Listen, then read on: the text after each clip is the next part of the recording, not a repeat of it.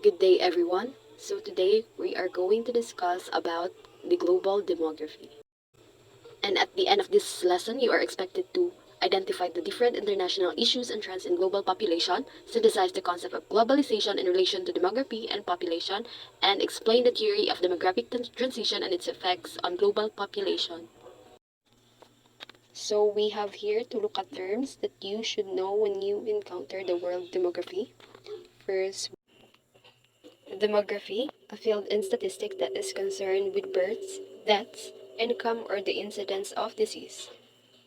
Population, the population, which refers sa bilang o dami ng isang tao in a particular area, place, or a country. Multipolar world involving several countries having most of the power. So we have demography. Demography from its Greek word, demos, meaning the people or the society. Grapia, writing or recording something. So it means writing about people. It is a statistical study of human population. So we have to consider especially the size, kadakon or laki or lawak ng populasyon, the density, thickness or kapal ng populasyon sa ating mundo. Next, we have the fertility, numbers of children na ginapanganak, mortality, numbers of people na namamatay, growth, kinastadihan kung ano continuously ga-increase ang population sa mundo. Next, we have the age distribution, which refers to the age of females and male. We have the migration, ginastadihan kung ano ang isang tao ay umaalis sa isang lugar. Lastly, we have the vital statistics. Pinag-aaralan dito ang bilang ng namamatay, nabubuhay at bilang ng mga ikinakasal. As you can see in this graph, we have China as the most populous country in the whole world, followed by the India. But as of now, according to statistics, na India na ang nanguna na country na naipinakadako na population. But in political context, demography is defined as a statistical study which determines world population that can be used as a tool to identify certain phenomena in geopolitics, public administration, and others. Global demography. So global demography is about trends and practices in world politics. It is the study of the issues and developments of the global population. So basically, it layouts the present condition of the world and its population. And according to Ronald Lee, demography is currently in transition.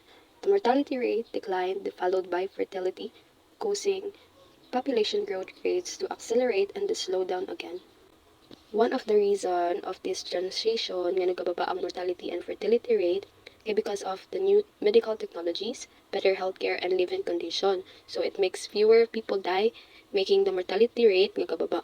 And at the same time, because of education and family planning, families decide to have fewer kids. So the fertility rate is also kababa. And this transition is usually often happens sa mga developed countries. The global demographic transition all began in the 19th century when Europeans were declining in mortality rate and there were some rising societies in Asian and Latin American regions. The ongoing transition in global demography is caused by formal migration and some historical events, such as colonialism, interwar reduction, and post-World War migration. The development from pre-industrial to industrialized economy also caused this transition from high to low mortality and fertility.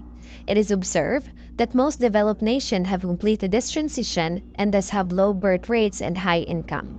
Developing nations, however, are still in transition.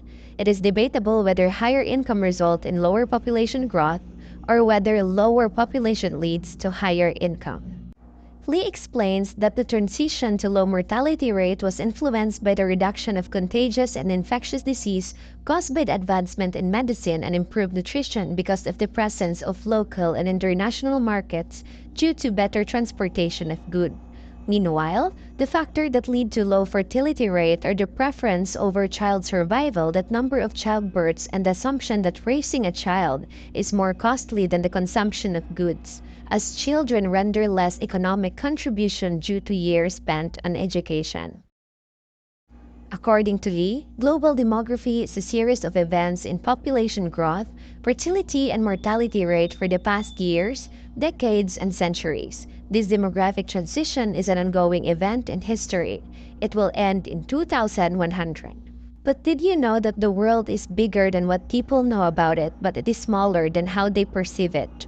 There are a lot of issues actually and crises along the road of globalization. Some of the trends in the global demography, the economic bubble in some parts of the world, wars in different states of every region, the existence of transnational crimes, climate change, and migration. Since globalization has something to do with the population demand of a state, its effect on demography in terms of overpopulation must be noted. Aside from increasing birth rate, excessive movement of people from one place to another are also a factor in overpopulation. International migration is becoming more tremendous. Population is part of human demography, and since the world is shrinking, this condition developed a concept of a globalized world wherein a state population transcends into a global population. In the Philippine context, overpopulation did not manifest. However, some experts in local or internal migration suggest that due to the promise of good quality of living, Filipinos from rural areas moved to cities, thus causing overpopulation in some areas of the country.